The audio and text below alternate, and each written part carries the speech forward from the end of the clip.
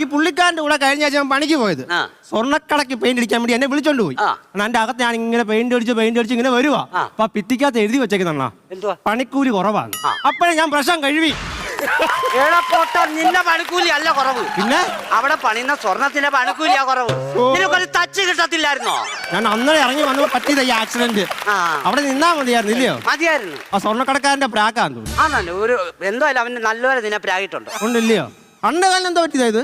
എന്റെ എടാ, എനിക്ക് സത്യം പറഞ്ഞ മറവി, ഭയങ്കര മറവിയാ. ഇപ്പൊ എന്തോ ചോദിച്ചേ? അവന്റെ കാലിന് എന്താ പറ്റിയതാ?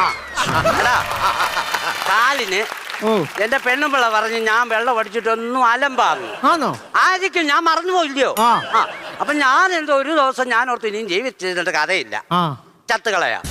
ഞാൻ പറമ്പിൽ പോയി ഒരു ആഞ്ഞിലി ഉണ്ട് ഞങ്ങൾക്ക്, ചൂട് മൊത്തം പാറയാ. ഞാൻ എന്റെ മണ്ടേ കയറി കുരുക്കൊക്കെ ഇട്ട് സെറ്റാക്കിയിരുന്നു. മടിയിലിരിക്കുമായിരുന്നു ഫോണ്. അത് ഞാൻ എടുത്ത് നോക്കാൻ പെണ്ണുമ്പിള്ള